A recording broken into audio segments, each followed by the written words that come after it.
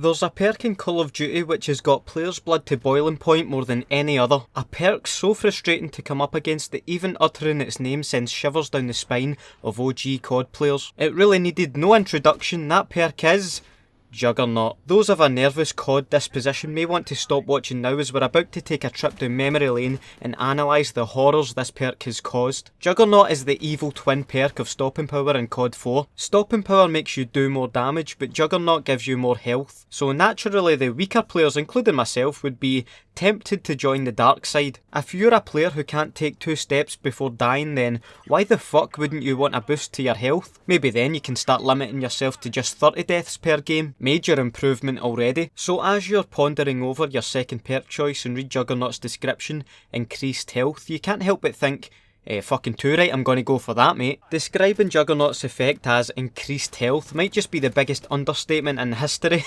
It's like adding a rocket engine to your car for increased speed. What Juggernaut actually does is decrease the bullet and explosive damage the player takes by 25%. And I'll tell you, it certainly doesn't feel like it's only 25% when you unload a full magazine into someone who's using Juggernaut. It's like they've got fucking God mode activated. In fact, why are we even calling these cheats and hacks God mode? It should be fucking Juggernaut mode instead. As you can see in this scientific recreation of shooting a player without Juggernaut and Juggernaut on, the control dies in 2 hits, but the player with Jug equipped is blasted about 40 times before they go down. I think what makes Juggernaut in particular so frustrating to come up against is the fact that you can tell when you're shooting someone using this perk in real time. You know, maybe you get killed while you're behind cover and you see in the kill cam the enemy player had deep impact on, and you're like, oh, that makes sense. I have no time for niceties when Jug's involved though. You shoot at someone and you see that wee red symbol pop up with the hitmarker, and rage begins to build quicker than beavers on crack. And if you happen to have a swear jar in the room that you're playing in, then you'll probably have to take out a fucking loan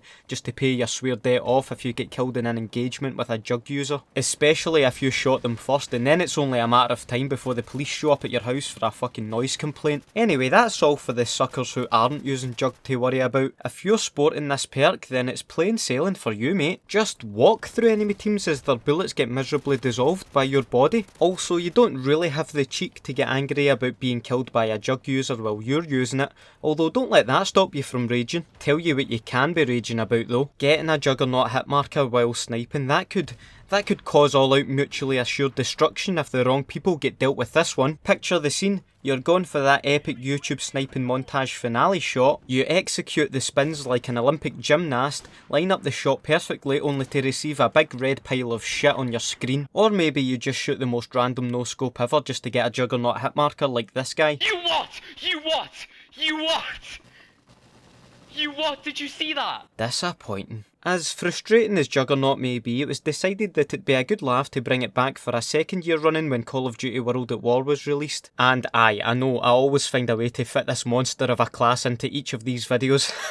No wonder though, I mean look at that. Do not adjust your screen, that is really how easy it is to mow down teams while using this setup in World at War. Be prepared for the tirade of abuse coming your way after stomping on people while using this perk. That is shocking, you really need to have a thick skin to deal with that. This game also introduced zombies in case you didn't know that, although in this game mode they made Juggernaut everyone's friend, or Juggernog as the soda is called, which gives you the Juggernaut perk. In all my years of playing zombies, I'm yet to hear one player say, imagine buying Jug, you're such a fucking noob. So it's definitely in the clear for this game mode anyway. That might have been the last place we see Juggernaut as a perk, but in Modern Warfare 3's version of zombies, Survival, there is a wee nod to the infamous perk. Well, actually a big nod in the form of a beastly enemy who took an entire arsenal of weapons from 2 people to kill. Definitely not something to be taken lightly. You could also become the Juggernaut in MW3's multiplayer in the form of a kill streak. A very slow moving walking tank armed only with a pistol. Yeah, it wasn't actually that great. Don't get me wrong, you could sponge a heavy amount of bullets and maybe cap a flag or 2, but I'd take that annoying red perk all day over this sad throwback. In conclusion, Juggernaut is one of the most infamous perks in Call of Duty history, but I'm glad we had it, as experiencing the pain of failing to kill a player using it really shaped me into the man I am today. Let me know what you think of this perk and what other infamous Call of Duty perks you'd like to see me cover in the future. A like on the video would be very much appreciated as well. 1 like equals 1 Juggernaut or 1 less Juggernaut depending if you like it or not. Have a nice day and I'll see you in the next video. Bye.